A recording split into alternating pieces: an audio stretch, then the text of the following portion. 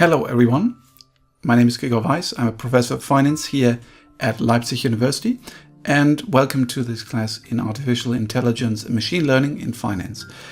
In this video, we want to continue our example of the application of classifiers in a financial setting, and we are going to use now support vector machines to achieve the same results, almost the same results as the k-nearest neighbor classifier in the context of predicting customer churn. So we will fit a linear SVM as well as a support vector machine with a radial basis function kernel to the training data on customer churn in the credit card data sample. We're going to predict the labels for the test data, that is contract termination, no termination. For the linear support vector machine, that is without a kernel, or actually the linear kernel, we determine the most appropriate value for the hyperparameter C, which is also known as cost, out of the set or grid 2 taken to the power of -5 to the power of -4, and so on and so on.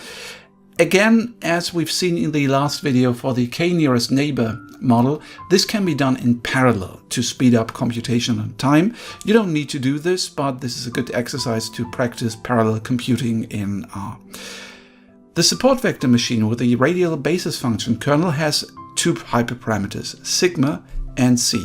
And we do not provide a set of possible values, but we simply let the caret package in our try out 10 reasonable parameter combination, and it chooses the combination itself. So this is tune length, the parameter tune length in the syntax of R and the caret package.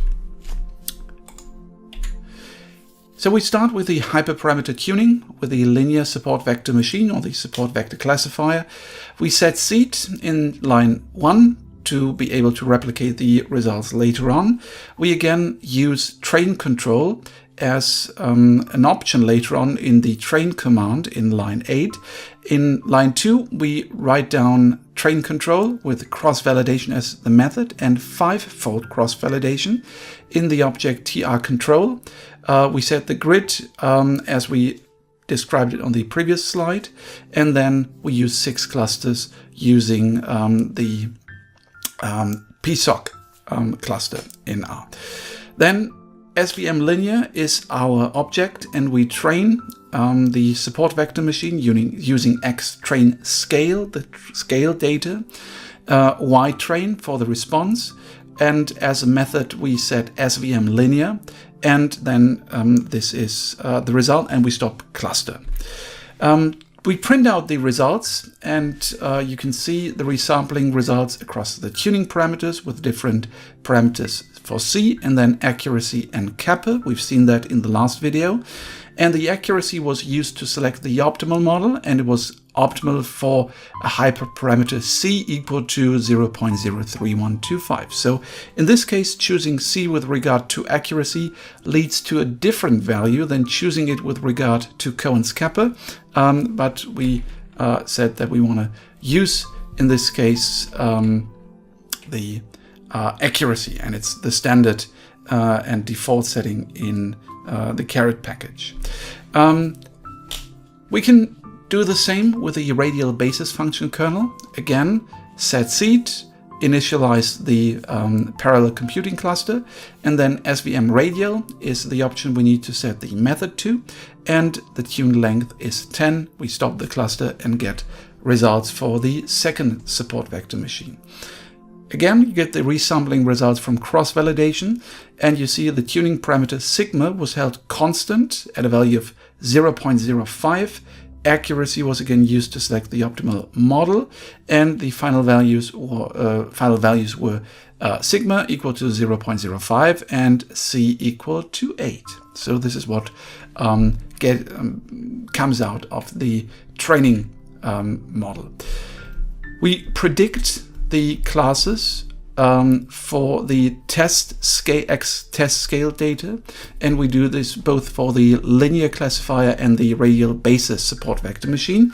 And then we also print the confusion matrix for comparing our predictions with the Y test data sample as the reference. So both for the linear support vector machine and the radial basis function kernel.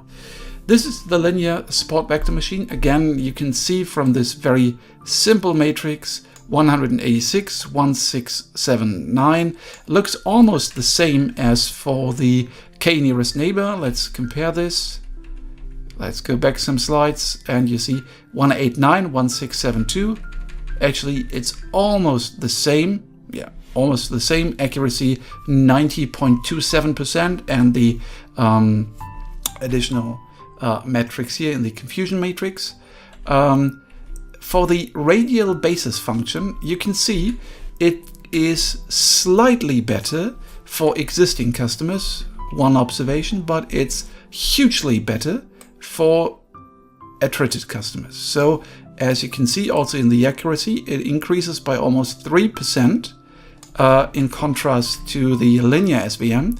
So the radial basis function kernel support vector machine actually does a much better job than the two competing models. So the predictive performance of the linear SVM is very similar to the k nearest neighbor classifier in terms of accuracy, kappa, sensitivity.